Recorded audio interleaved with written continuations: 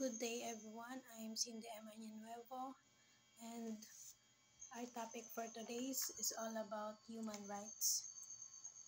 Under Article 3, Bill of Rights of 1987 Constitution. Tatalakayin po natin dito ang tungkol sa 22 rights nating mga Pilipino. Pero po, bago po ang lahat, explain ko muna po kung ano po ba talaga yung Bill of Rights. Bill of Rights po, ito po yung karapatan natin bilang Pilipino. Karapatang mabuhay, karapatang magkaroon ng ari-arian, kalayaan, at privilege. Ang Bill of Rights ay tinatawag na Charter of Liberties in the sense that by exercise of Bill of Rights, you are exercises your freedom. Kasi po, tao tayo, human beings po tayo. So, human beings are privileged to have human rights. Without human rights, we don't have freedom. We don't have freedom. Kaya, tinatawag po siya na Charter of Liberties. Human rights is also one of the spaces where we have a limitation of the power of the states. Kaya dapat po, ang government po natin will have to observe of this limitation. The limitations are embodied on what we call as the human rights under Article 3 of our Constitution. And we have 22 rights ang meron tayong mamamayan. Section 1. No person shall be deprived of life, liberty, or property without due process of law, nor shall any person be denied the equal protection of the laws. Walang sino man tao ang dapat alisan ng buhay, kalayaan, ari-arian nang hindi dumadaan sa tamang proseso ng batas, ni pagkaitan ng pantay na proteksyon ng batas. Ang Section 1 ay tumutukoy sa ating right to life, right to property. Sa ilalim nito, hindi basta-bastang pwedeng patayin, ikulong, or kunan ka ng mga ari-arian nang wala sa tamang proseso ng batas. Example, illegal arrest. Si Pedro hinuli ng mga otoridad ng walang warrant of arrest at hindi man lang ipinaliwanag sa kanya kung ba't siya hinuli. Hindi siya binigyan ng pagkakataon malaman ang dahilan ng pag-aresto sa kanya at sa ganon, hindi dumaan sa tamang proseso ng batas.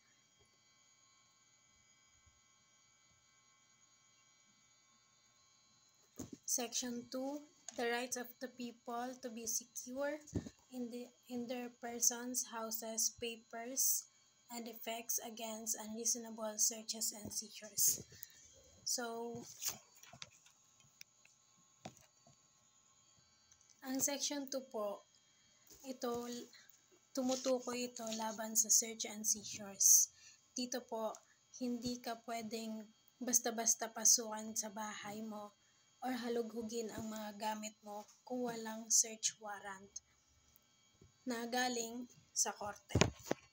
Example, may pulis na gustong halughugin ang bahay mo para maghanap ng ebidensya.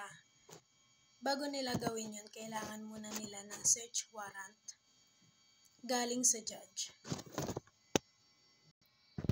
Paano naman kung may nakitang mga ebidensya pero hindi siya kasama sa search warrant, hindi siya nakapaloob?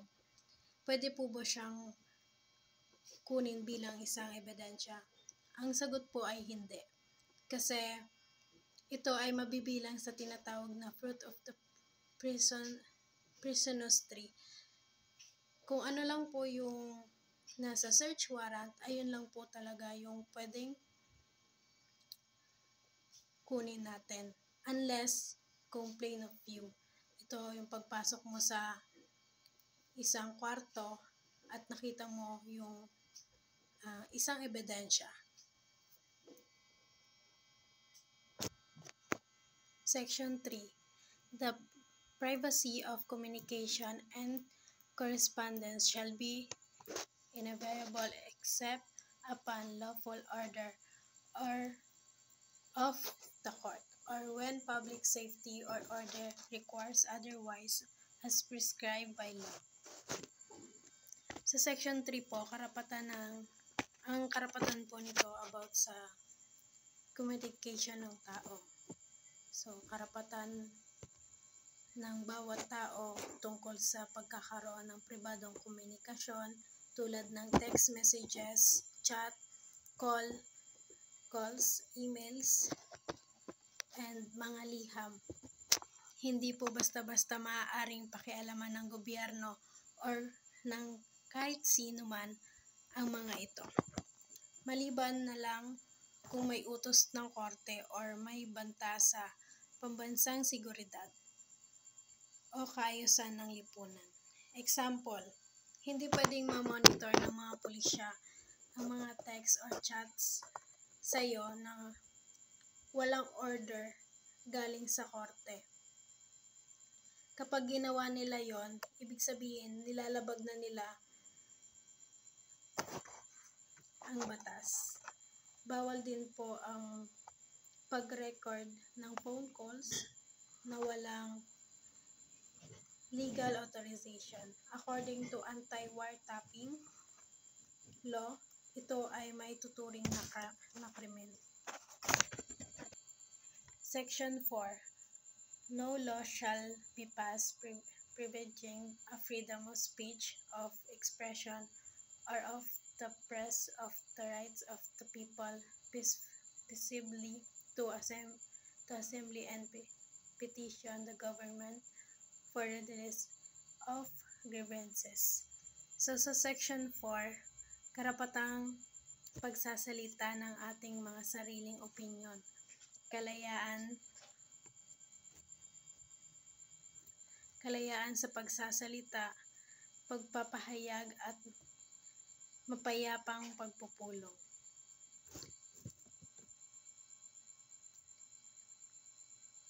Pero ito po ay may limitasyon. Hindi ito pwedeng gamitin upang maghimagsik ng karahasan, magpakalat ng maling balita na makakasira ng ibang tao or magsagawa ng gulo sa publiko.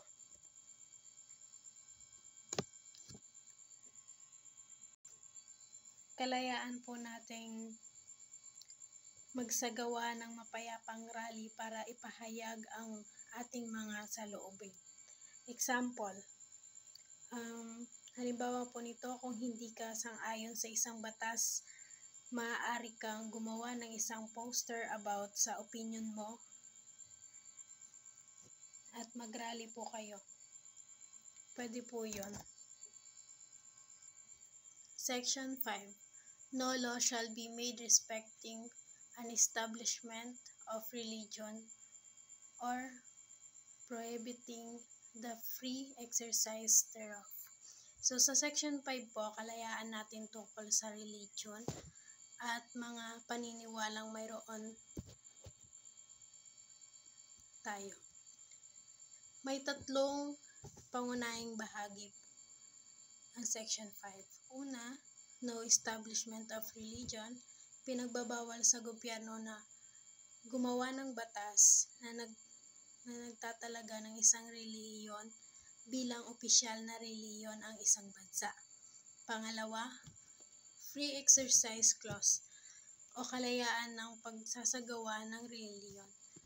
Karapatan ng bawat isa na magsagawa ng kanilang relihiyon, magsamba, manalangin, o maniwala ayon sa kanilang konsensya ng walang hadlang sa Estado.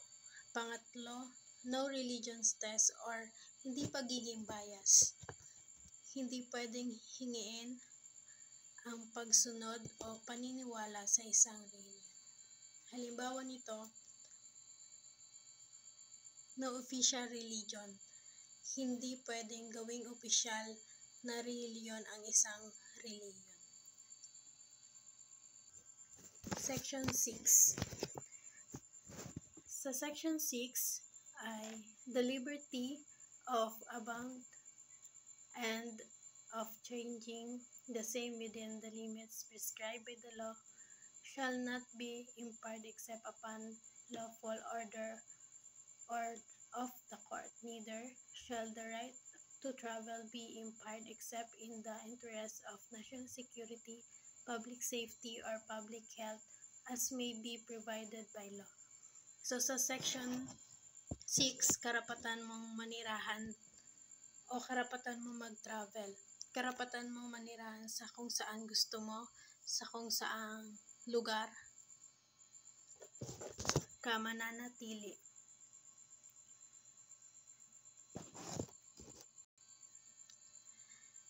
Kahit anong lugar na gusto nila naisin, pwede po. Pero kung ito ay pinagbabawal ng korte dahil sa ilang mga legal na dahilan, hindi po pwede.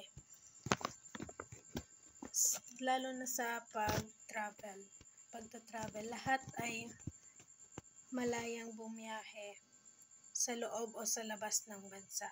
Lilimitahan ito sa mga sitwasyon ng mga bansa, sa mga sitwasyon na may banta sa ating national security, public safety, or public health, katulad ng pandemic. Halimbawa po nito ay ang pagbabawal sa pag-alis ng bansa. Ang isang tao na may kaso sa korte ay maaaring hindi payagan lumabas ng bansa kung may hold departure order mula sa hukuman. So, pwede po mag-travel, pero pag may kaso, lilimitahan po ng korte. Hindi po papayagan. Section 7. The rights of the people to inform on matters of public concern shall be recognized.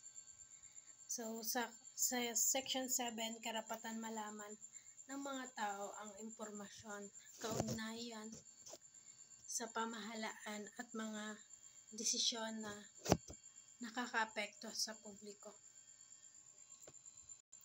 Hindi dapat ito itago ng gobyerno ang mga mahalagang datos, lalo na kung ito ay ginagamit sa paggawa ng mga batas, proyekto, or policies.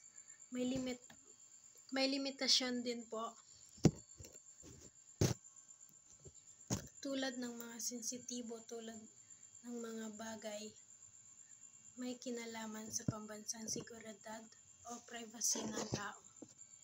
Halimbawa po nito, budget transparency, karapatan ng mga tao na malaman kung paano ginagamit ng gobyerno ang pondo ng bayan. Section 8. The rights of the people, including those employed in the public and private sectors, to form unions, associations, or societies for purposes not contrary to law shall not be abridged. Sa Section 8, karapatan natin sa pagkakaroon ng asosasyon, karapatan magbuo ng or sumali sa mga organisasyon.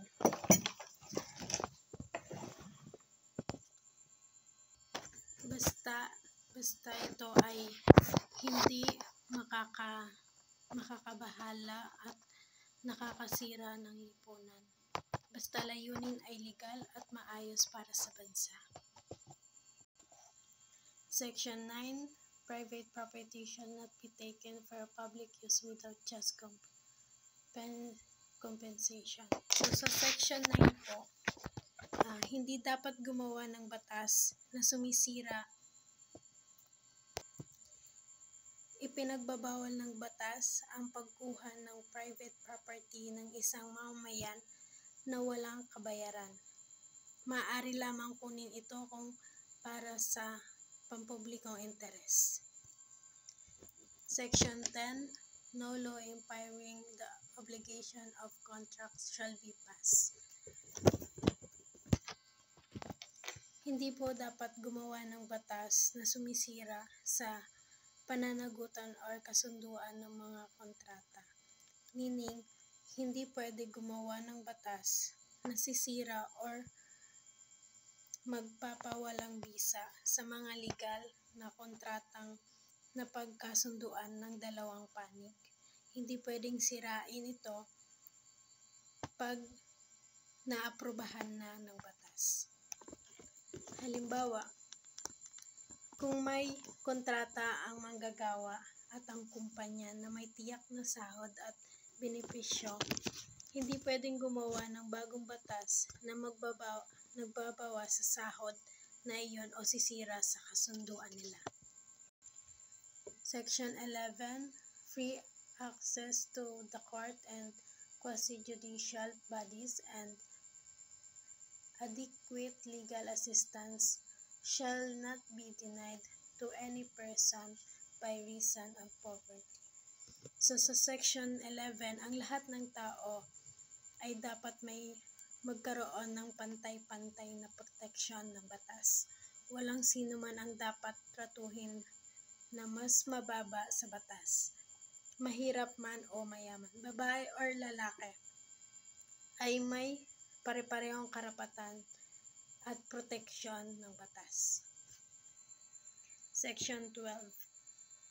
Any person under investigation for the commission of an offense shall have the rights to be informed of his rights to remain silent and to have competent and independent counsel, preferably of his own choice. So sa Section 12, karapatan ng isang taong naaakusahan na sa isang krimen, mayroon silang karapatang manahimik o mag-hire ng abogado, kumuha, pwede rin. At pinoprotektahan sila ng batas para hindi sila pahirapan para umamin sa isang kaso. Example, halimbawa, kapag inaresto ka, hindi ka pwedeng pilitin na magsalita ng walang abogado. At kung ano man ang sasabihin mo or statement mo na nakuha sa pananakot or pilit, magiging fruit of the poisonous trees yun. Kasi bakit? Against yun sa'yo, pinilit ka nila kahit may karapatan kang manahimik.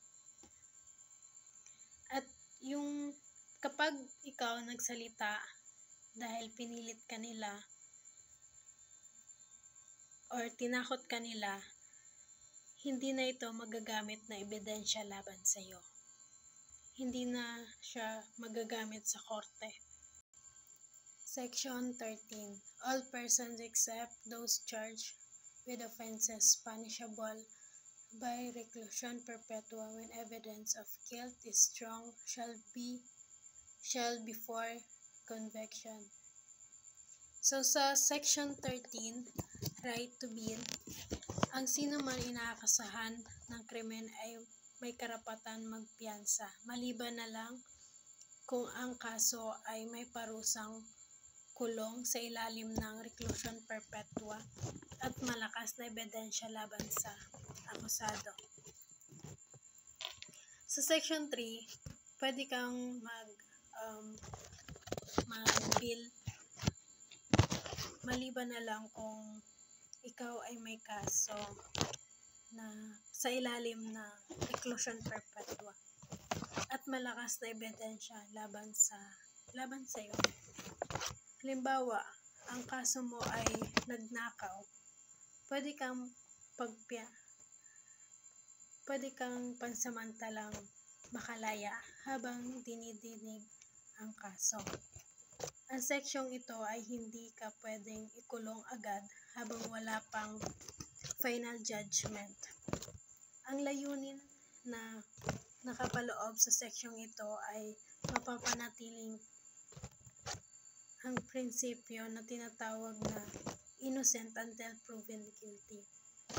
Kaya ang karapatang magpiyansa ay isang proteksyon para sa mga taong maaaring inosente pa sa isang kaso, at karapatang magpiyansa ay mananatili kahit suspendido ang writ of habeas corpus. Ang mga kasong non-liable ay nasa ilalim ng tinatawag na mga heinous crime. So, ang heinous crime ay yung murder, rapes, yung mga karumal-dumal na crimes. Section 14. No person shall be held to answer for a criminal offense without due process of law. So, sa Section 14, hindi pwedeng parusahan basta-basta o hatulan ang isang akusado nang hindi malamang dumaan sa due process. At ang pagiging inosente ng isang akusado ay mananatili hanggat hindi pa ito napapatunayan. Halimbawa, inakasuhan kang murder pero hindi sapat ang chismis or hinala para gamiting ebidensya sa korte, kaya ikaw ay mananatiling inosente hanggat walang matibay na ebidensya na nagsasabi na ikaw nga ang gumawa ng krimen. Section 15. The privilege of the writ of habeas corpus shall not be suspended except in the cases of evasion or rebellion when the public safety requires it.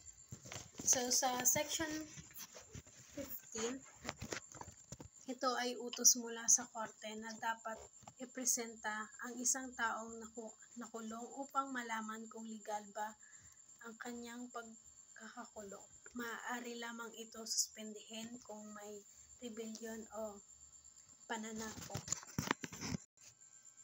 Halimbawa, sa panahon ng kudeta, maaaring suspendihin ng president ang writ, pero dapat may basihan, limitadong panahon.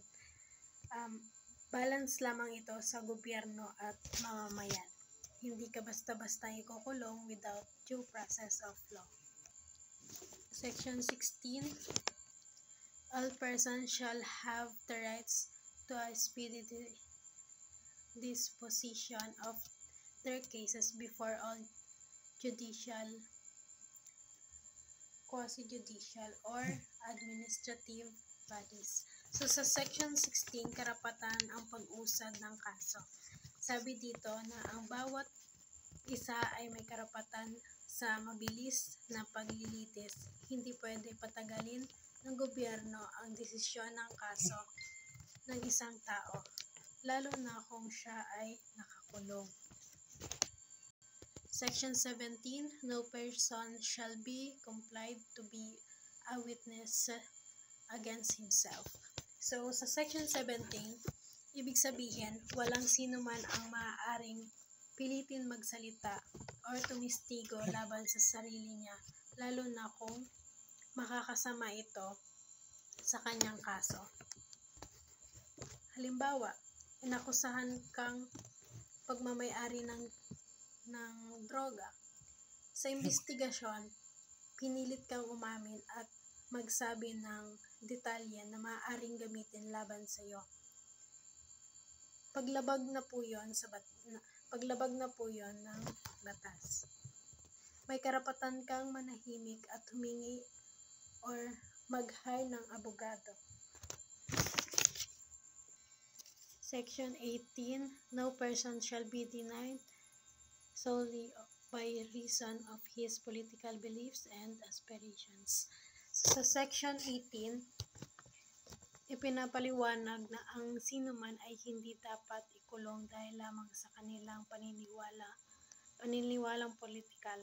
Bawal din ipilit sa isang tao na magtrabaho ng sapilitan maliban na lamang kung ito ay parusa ng isang krimen na na ginawa niya sa ilalim ng batas. Section 19. Excessive fines shall not be imposed, nor cruel, degrading, or inhuman punishment inflicted.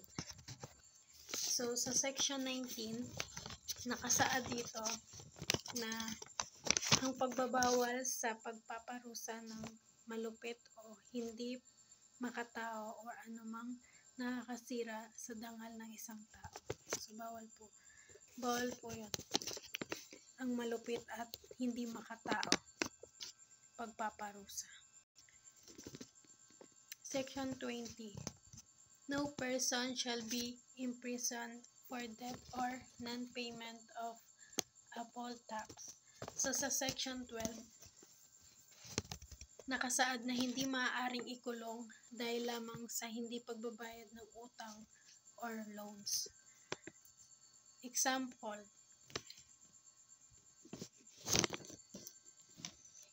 ako, pinautang ko si Ana dahil kailangan niya ng pera pampagamot sa anak niya. Tas nagkaroon kami ng kasulatan or dokumento na after a month, babayaran niya ako. Pero dahil sa nawalan siya ng trabaho, hindi niya ako nabayaran. Ngayon, hindi po siya makukulong, pero pwede ko siyang kasuhan, civil court, para pilitin ko siyang mabayaran ang utang niya. Pero hindi siya pwedeng ikulong. Dahil ang hindi pagbayad ng utang ay hindi maituturing na isang krimen. Basta't wala kang intensyong maloko.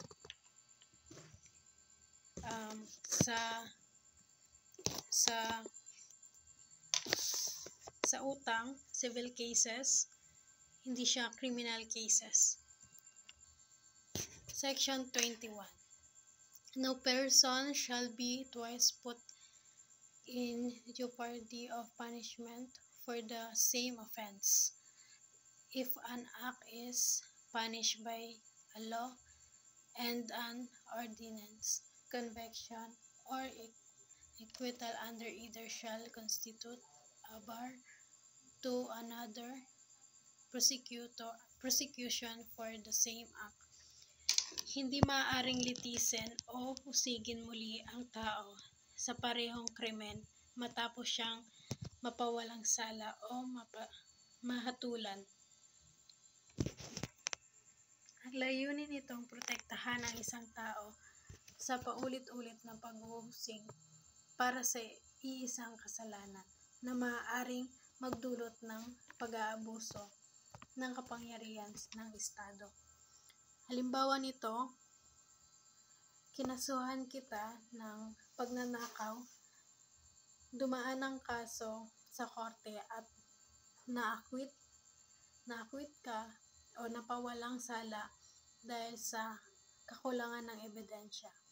Makalipas ng ilang buwan, muli kitang kinasuhan sa parehong kaso, pagnanakaw, laban sa iyo.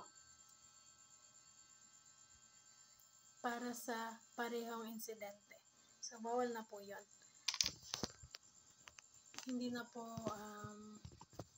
maaaring litisin ang ganong sitwasyon ng krimen. The last one, section 22.